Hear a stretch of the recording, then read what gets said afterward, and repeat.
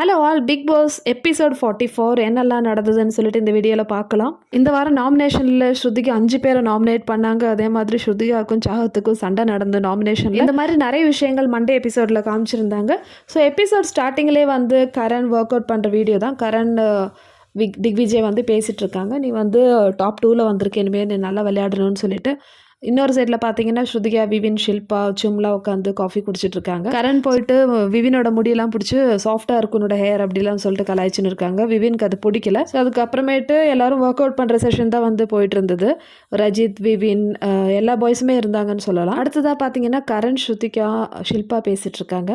So Karan சொல்கிறாங்க, இந்த வீக்கெண்டில் வந்து இந்த 3 பேர் இருக்காங்க இல்லையா, அவினாஷ், ஈஷா, ஆலிஸ், இவங்க வந்து ரொம்ப டாக்ஸிக் குரூப்பாக இருக்காங்க.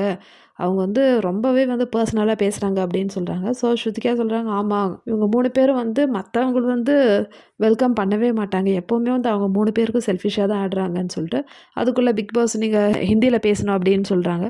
ஸோ இது கேட்டுட்டு வந்து அவினாஷ் குரூப் வந்து ஸ்ருதிகாவையும் கரணையும் வந்து கலாய்ச்சிட்ருக்காங்க. ஸோ கரண் வீக்கெண்ட் எபிசோடுக்கு அப்புறமேட்டு ஓரளவுக்கு ஓகே ஆகிடுச்சு. அவர் கொஞ்சம் நல்லா பேச ஆரம்பிச்சிட்டாரு. அதுக்கப்புறம் விவினும் வந்து கரண் கூட கொஞ்சம் நல்லா பேசுகிறாரு. ஸோ இதுக்கு முன்னாடியெல்லாம் வந்து விவின் அந்த அளவுக்கு வந்து பேச மாட்டாங்க. ஸோ இப்போ வந்து விவின் வந்து கொஞ்சம் பேசிகிட்டு இருக்காங்க கரண் கிட்ட. Next day Bigg Boss song வருது. எல்லோரும் வந்து ரொம்ப லேசியாக வந்து டான்ஸ் ஆடுறாங்க. அதுக்கப்புறமேட்டு சாரா, திக்விஜய், ஸ்ருதிகாலாம் பேசிகிட்டு இருக்காங்க. ஸோ திக்விஜய் கேஷுவலாக தான் சொல்கிறாரு, அப்புறம் எதுக்கு உங்களை பசங்களை விட்டுட்டு வந்தீங்க வீட்டில் அப்படின்னு சொல்லும்போது சாராவுக்கு வந்து இங்கே டெம்ட் ஆகுது. சாரா விஜயை பார்த்துட்டு டாகுன்னு சொல்ல ஆரம்பிச்சிட்டாங்க. ஸோ இந்த டாகு கிட்ட சொல்லு, என் பசங்களை பற்றிலாம் சொல்லாது அப்படின்னு சொல்லிட்டு ரொம்ப சீரியஸாகவே வந்து சண்டை போட ஆரம்பிச்சிட்டாங்க. இதெல்லாம் கேட்டுட்டு ஸ்ருதிகா கொஞ்சம் இந்த மாதிரி அப்யூசிவாக வேர்ட்ஸ்லாம் யூஸ் பண்ணாதீங்க சார் அப்படின்னு சொல்லும்போது அவங்க கேட்கல.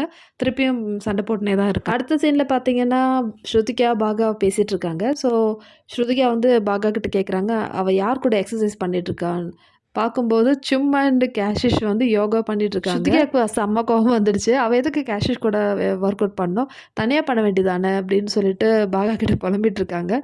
ஸோ பாகா வந்து சரி நீயே போய் பேசு அப்படின்னு சொல்கிறாங்க. சரி நான் போய் சொல்லிட்டு வரேன்னு சொல்லிட்டு சும் கிட்ட போகிறாங்க. சும் அப்போ சைக்கிளிங் பண்ணிட்டு இருந்தாங்க. அப்போ சும் கிட்ட போயிட்டு, சும் நீ வந்து அவளையும் பின்னாடி உட்கார வச்சு சைக்கிளிங் பண்ண வேண்டியதானேன்னு கேட்குறாங்க. ஸோ சும் சொல்கிறாங்க, இங்கே இடமே இல்லையே, எங்கே பின்னாடி சீட் இல்லையேன்னு சொல்கிறாங்க. ஸோ பின்னாடி சீட் இல்லைன்னா என்ன, உன் தோளில் உட்கார வச்சுக்கோ, இல்லைனா உன் இடுப்பில் உட்கார வச்சுக்கோ அப்படின்னு சொல்லிட்டு கலாய்ச்சி விட்றாங்க. ஸோ உடனே சும் சிரிச்சுட்டு, கேஷிஷ் நீங்கள் வா வந்துட்டு என் பின்னாடி உட்காரு, இல்லைனா என் தோல் மேலே உட்காரு அப்படின்னு சொல்கிறாங்க. ஸோ கேஷிஷும் வந்து சிரிக்கிறாங்க. ஸ்ருதிகாவுக்கு ஒரு கோவம். ஸ்ருதிகாவுக்கும் கேஷிஷ்க்கு வந்து பிடிக்காது. ஆனால் சும் வேணுன்னே வந்து கேஷிஷ் கிட்ட வந்து பேசுகிறாங்க. ஸோ பேசாதன்னு சொன்னாலும் கேட்க மாட்டேன்றாங்க. கேஷிஷ் அவ்வளோ நல்லவங்கன்னு சொல்லிட்டு சும் சொல்கிறாங்க.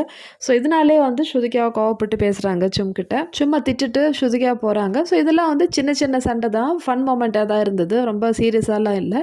ஸோ அது முடிஞ்ச உடனே கேஷிஷ் வந்து சாத் கிட்ட பேசுகிறாங்க. ஸ்ருதிகா வந்து டிசைடே பண்ணிட்டேன், என்னை எப்போவுமே பிடிக்காதுன்னு சொல்லிட்டு, அவள் என்னை பிடிக்காத மாதிரி தான் வந்து நடந்துக்கிறா அப்படின்னு சாத் கிட்ட சொல்கிறாங்க கேஷிஷ். ஸோ அடுத்ததான் நாமினேஷன் டைம். இந்த வாட்டி நாமினேஷன் கொஞ்சம் டிஃப்ரெண்ட்டாகவே பண்ணி வச்சுருக்காரு பிக் பாஸ். ரஜித் தான் டைம் கோட். ஸோ அதனால் ரஜித்தோட தலைமையில் தான் வந்து இந்த வாட்டி நாமினேஷன் இருக்கும். இந்த நாமினேஷன் கண்ட்ரோல் பண்ணுற பவர் வந்து ரஜித்காக இருக்குதுன்னு சொல்லிட்டு சொல்கிறாங்க. ஸோ இதுக்காகவே வந்து ஒரு பெரிய டைனிங் டேபிள் அரேஞ்ச் பண்ணியிருக்காங்க. அது நிறைய ஃபுட்டு. ஸோ அங்கே வந்து ஒரு பெரிய சிம்ஹாசனம் மாதிரி போட்டிருக்காங்க. இதில் உட்காந்து ஹவுஸ்மேட்ஸ் ஒவ்வொருத்தராக வந்து ரஜித்துக்கு பிடிச்ச உணவை வந்து ஊட்டி விடணும். ஸோ ரஜித் சொல்லுவாங்க எத்தனை பேரை நாமினேட் பண்ணணும்னு சொல்லிட்டு. ஃபார் எக்ஸாம்பிள் இப்போ ஸ்ருதிகா வந்தாங்கன்னா ஸ்ருதிகா கிட்ட வந்து 5 பேரை சொல்லியிருந்தாங்க. ஸோ 5 பேரை போய் ஸ்ருதிகா போய் நாமினேட் பண்ணணும். ஸோ ஸ்ருதிகாவுக்கு நாமினேஷனை விட இந்த ஃபுட்டை பார்த்த உடனே அவங்க வந்து ஐயோ இதெல்லாம் வந்து என்னால் சாப்பிட முடியாதான்னு சொல்லிட்டு, ஏன்னா பிக் பாஸ் சொல்லிட்டாங்க இந்த ஃபுட்டெல்லாம் வந்து ரஜித்துக்கு தான், ஹவுஸ்மேட்ஸ்க்கு கிடையாதுன்னு சொல்லிட்டு. ஸ்ருதிகா பாவம். ஸோ இந்த ஃபுட்டெல்லாம் பார்த்த உடனே ரொம்பவே வந்து ஃபீல் பண்ணிட்டாங்க, என்னால் சாப்பிட முடியாதான்னு சொல்லிட்டு. ஸோ நாமினேஷன் வந்து சீரியஸாக தான் போயிட்டு இருந்தது. ரஜித் வந்து பிளான் பண்ணி ஒவ்வொருத்தரும் எத்தனை பேரை நாமினேஷன் பண்ணணும்னு சொல்லிட்டு சொன்னாங்க.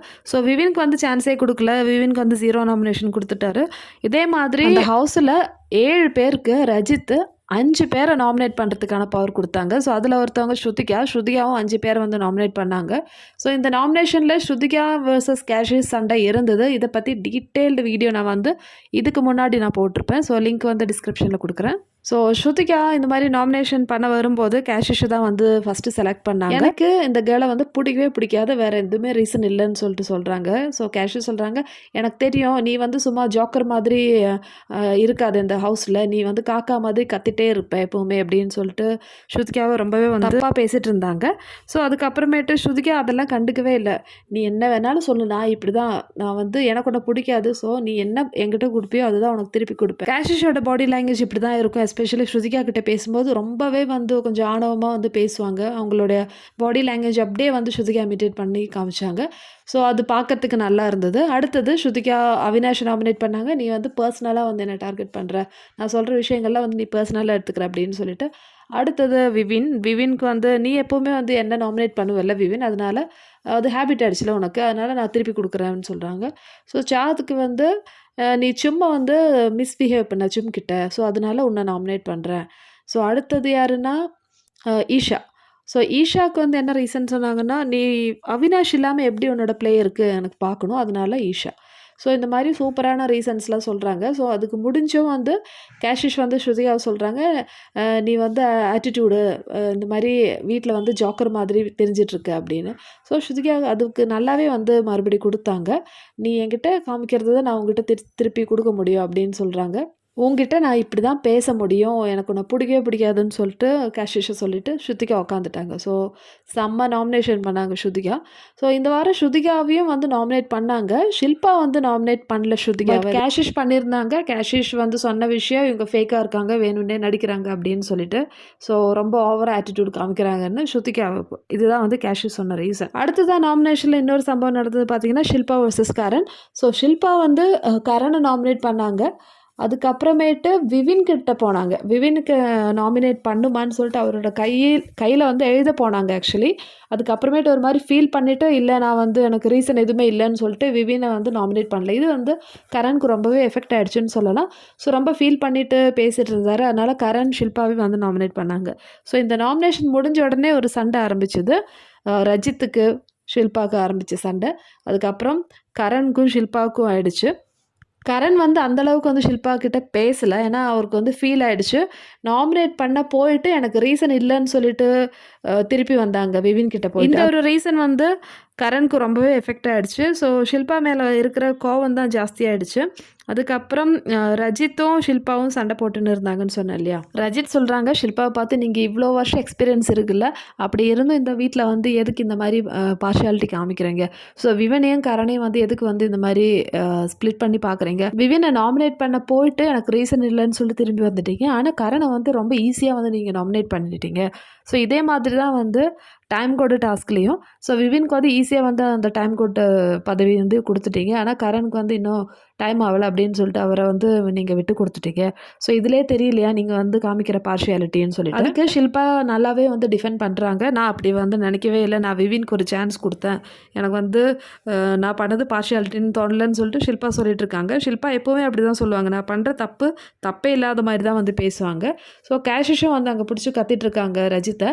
ரஜித் வந்து ரொம்ப காமாக தான் எல்லாருக்கிட்டையும் வந்து சொல்கிறாங்க. ஆனால் நல்லா இருக்குது பார்க்குறதுக்கு. இந்த வீக்கெண்டில் ரஜித் கேஷிஷை பற்றி சொன்னாங்க இல்லையா. ஸோ அவங்க வந்து ஷில்பா கூட உட்காந்துட்டு அப்புறமேட்டு எனக்காக கேம் விளையாடினாங்க. ஸோ அதனால் ட்ரஸ்ட் இல்லைன்னு சொன்ன அந்த ஒரு விஷயத்தில் தான் வந்து இப்போது கேஷிஷ் வந்து ப்ரொவோக் ஆகிருக்காங்க. ஸோ அதை பிடிச்சி தான் வந்து இந்த சண்டை நடந்துட்டு. கடைசியில் இந்த டாஸ்க்கெல்லாம் முடியும் போது ஷில்பா வந்து ஃபீல் பண்ணி அழ ஆரம்பிச்சிட்டாங்க. ஆஸ் யூஷுவல் அவங்க எல்லாமே செஞ்சுட்டு அதுக்கப்புறம் அழற ஒரு சீன் இருக்கும், அதுதான் நடந்தது. ஸோ கரண் வந்து கண்டுக்கலை. ஸோ கரண் வந்து படுத்துட்டு தான் இருந்தார். ஸோ ஷில்பா பக்கத்தில் போய் உட்காந்து, சாரி கரண், நான் வந்து அப்படி மீன் பண்ணலன்னு சொல்லிட்டு. கரண் சொல்கிறாங்க, இப்போ பேச வேண்டாம், நம்ம நாளைக்கு பேசலான்னு சொல்கிறாங்க. ஸோ ஷில்பா வந்து அவாய்ட் பண்ணுறாங்க கரண். ஸோ இவ்வளோ விஷயங்கள் தான் வந்து மண்டே எபிசோடில் வந்து ரொம்ப ஹைலைட்டான விஷயங்கள் சொல்லலாம். ஸோ எல்லா விஷயத்தையும் சொன்னால் இன்னும் வந்து நம்ம பேசினே தான் இருக்கணும். ஸோ இவ்வளோ தான் ஹைலைட்டான விஷயங்கள். இதுக்கு தொடர்ந்து வந்து மண்டே மிட் நைட்டில் வந்து 3 வைல்டு கார்டு என்ட்ரிஸ் வந்திருக்காங்க. அவங்கள பற்றி வீடியோஸ் வந்து நான் போட்டிருக்கேன். ஆஸ் யூஷுவல் வீடியோ பிடிச்சிருந்து சேனல் சப்ஸ்கிரைப் பண்ணுங்கள், ஷேர் பண்ணுங்கள், லைக் பண்ணுங்கள்.